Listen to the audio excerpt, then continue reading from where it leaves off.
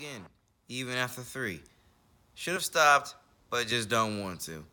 Too many ideas. Let's get them all out now while I'm still awake.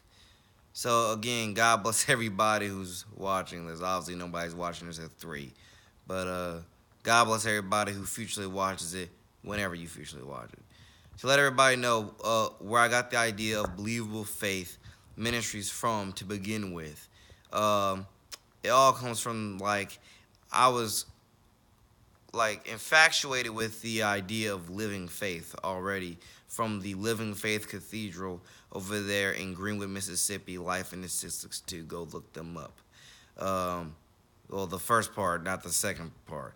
Actually, yeah, the second part too, except for Life in the 662. It'll point you right to this YouTube channel. Because it's my series that I came up with for the city. So just let everybody know. Simple as it. I came up with the idea from Living Faith Cathedral, but since I figured that Living Faith was already taken in that terminology, and in many other terminologies, Living Faith is already taken, you could say I kind of wanted something that I could definitely authentically brand as my own. And that's when I came up with Believable Faith. Think about it, going into a conversation with somebody and telling them you don't possess believable faith. What does that mean to you? Think about it. It's and what it pretty much saying, you preach it, but your actions don't match up to your faith. Your actions don't match up to what you're preaching, and et cetera, stuff like that. So that's what it would mean when you put it in a sentence, and or you could say a conversation with a friend or whoever, when you were to say, or when you are to say, you don't possess believable faith, is meaning that you don't practice what you preach and other stuff like that.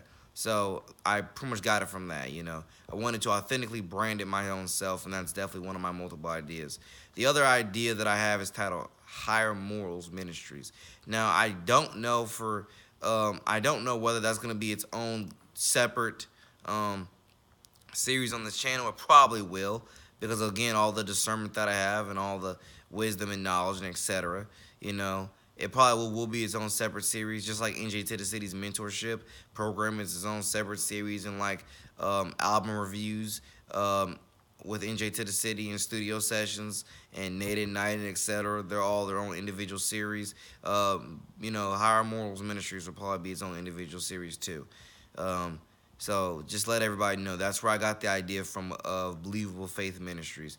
And like I say, not to say everybody subscribes to it, not to say everybody cares about it, but I can definitely assure you that's definitely one of the stepping stones of not only this channel's development, further growth and development in the future, but it's definitely something that, again, I got baptized this summer in Salem Missionary Baptist Church in Greenwood, Mississippi. Go look them up, Life in the 662.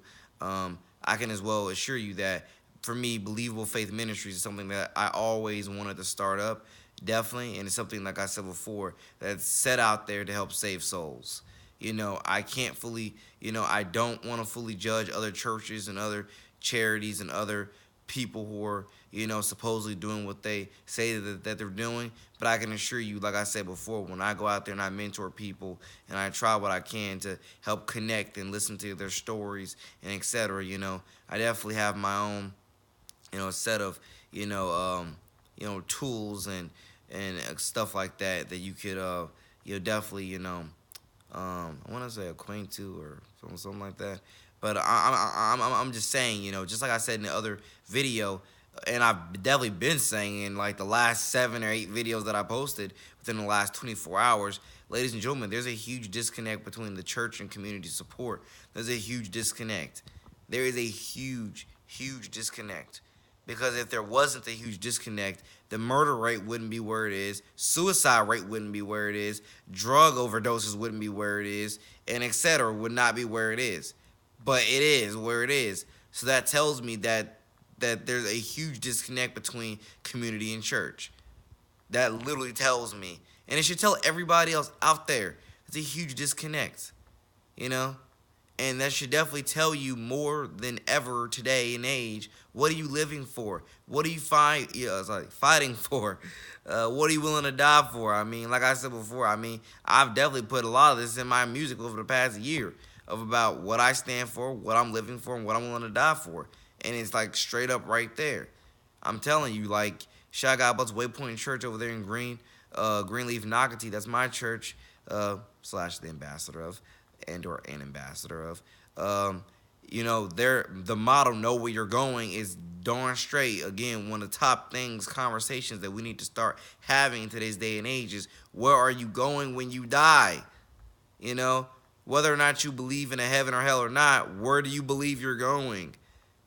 Based upon your everyday patterns, what's next for you in life, and etc.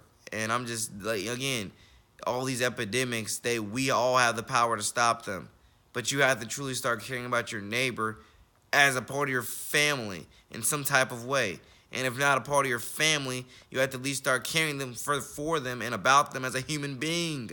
You know that humanitarian stuff. Like I say, a lot of this stuff is, like I said before, you don't even need spirituality to understand this is very much 2 plus 2. It just depends on what are you going to accept with it, so forth and so forth. 6 minutes into this, by the way. But again, I love everybody, and I'm going to definitely keep on striving to own it to the best of my God-first will and able abilities. Because, again, the evidence is, again, right there in front of you. And I definitely encourage, especially when you are a church in a very much low-income neighborhood where there are, especially, I'm going to say low-income neighborhood, and there's very little fathers, there in the neighborhood. Like out of 5, there's probably 1 or 2. I definitely encourage, the pastors and who, etc. Like I say, that's why I look at more youth groups need to be formed, and whatever dads you might have in that area, they need to start taking, more accountability towards trying to help the next kid, right next door who might not have a father figure in their life or may not have a role model, a mentor, and etc. They need to start doing more.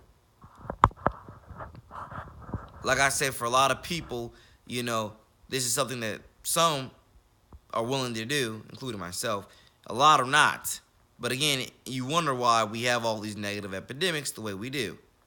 Because so many people who can afford to do better don't do it. Who can afford to make that extra sacrifice that assures that's one less bank being robbed, or that's one less, one less, I want to say, one less. I know what I want to say, but I'm trying to figure out the best way to word it. Like, or better yet, that's one less kid falling astray. Is a better way of saying it. That's definitely one of the better ways of saying it. Is that's one less kid falling astray. It's definitely the cleanest way of putting it. Again, the first analogy I just used there makes all the sense in the world too, because one of the top reasons why they end up robbing banks is because of being so poor and in a desperate need of money and etc. So again, that definitely does translate to poverty in so many cases, and etc. And like I say, and even gun violence, that is again another epidemic that I'm probably not going to get into in this exact video, but I'm definitely going to get into in another video, because again, the evidence is again right there, very much right there. So 8 minutes into this, 8 minutes. Probably should get into the gun violence epidemic right now in this video, but I definitely, and I know what I want to say in it, but I trying to figure out, should I do it in this video or start another one probably tomorrow or the next day after that. And again, focus on what I'm saying in this video and the last video, which I'm laying down, fully clothed, and because just focus on what I'm saying, not really the facial expression, just what I'm saying, because this is real, this is real stuff, and I really, really do want people to realize this one way or another, that we're in 2018, and Lord knows, you can look on the news left and right, look on any type of news left and right, and you see good, you see bad, but definitely we need to start spreading more awareness to the bad and start continuously building up the good. You know, one of the top reasons why I make the music that I continuously make every day, because I'm trying to do exactly that. And especially to all young artists out there, I definitely want you guys to realize that is, you know, regardless of what denomination of Christianity you belong to, or regardless of what religion you belong to, if you even belong to a religion, most importantly, ladies and gentlemen, this is about you know, what are you standing for in your music? What are you standing for in your daily life? What are you living and dying for each and every day? If you were to die tonight or die whenever you die, where is your soul going? And etc. In many cases, it all is determined on your daily activities. In many cases, it's all, you know, because you know, it's all determined on your daily activities. Like I said, I love everybody, and got, I don't know how many more weeks left in July. Um, but yeah, July, August, like I said before, I'm gonna try what I can to donate those school supplies in August. I don't know what schools I'm gonna hit when it comes to that. Donating school supplies. I don't know how many schools I'm gonna donate the supplies to, but most definitely you will definitely see me on more vlogs doing that. You'll definitely see me in action on more vlogs saying, "Hey, here's the school supplies. Here's the schools I'm about to, you know, go donate them to, and etc." Because that's definitely one of the many parts of bettering the culture and bettering society and bettering our communities is for people who can afford to donate school supplies, donating school supplies, you know, and stuff like that. And it definitely goes beyond school supplies too, you know. It definitely goes on to, you know, tutoring sessions after school and mentorship, again, programs after school and even before school and so forth and so forth. And even some of this stuff, some of this mentoring can go on right there in the middle of class, which is one of the top things that I'm trying to become a volunteer in these counties for, you know, with the school systems, is I'm trying to do some of this mentoring right there in class during the school day. Because if anything, that's something that I already specialized in as a school student at Allen D. Nice. If not for the last 5 years, definitely for the last 2 or 3, I already specialized in. Again, um, I went back. I went back as a fifth-year senior to complete my education. So to let everybody know, and I really want everybody to know, don't ever put yourself in a position to be a fifth-year senior. And it's not that it's a, you know, hugely bad thing, because again, it worked out well for me. I took care of my business, I took care of my vision, and I overall owned it. But I'm telling you again, academic wise, you're only supposed to be there for 4 years. So definitely don't ever put yourself in a position to be there for 5 years. Make sure you got uh, your um, your grades. You keep that GPA up, you know. And I never knew how high GPAs could truly go until graduation day. And they announced all these, I think, 8s and 7s, and I'm like, what in the world? Like a 7 point this and an 8 point that. I'm like, what? I'm like, we're all gasping in the audience, like, wait a minute, a GPA can even go up that high? And if I'm not mistaken, we all heard that a 7 point this, or a 6 point this, 7 point this, 8 point that, and we're all like, what, GPAs can even go up that high? And yep, we heard it, for sure. But yeah, keep your GPAs up, guys. Again, and not only keep your GPAs up, stay trying to be as innovatively involved in extracurricular activities as you possibly can, because there's so many things I definitely over the last 2 or 3 years at Nice High School involving clubs I should have been a part of, but definitely never were. But I definitely had the heart, soul, and passion and desire to be a part of. And obviously, as a volunteer now, I'm trying to be a part of. Because again, I definitely have the love, the passion, call, and you know, for all these causes and so forth and so forth. So again, we'll see where all that goes. So again, it's me, your boy, the man, NJ2THECITY, coming to you with again another episode of Believable Faith Ministries.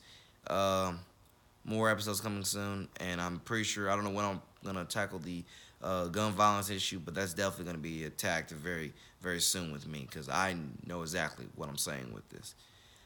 So yeah, take care. And gang violence and etc. Again, I know how to tackle these issues head on. So again, take care. God bless you. Boy, the man, NJ2THECITY out. Peace.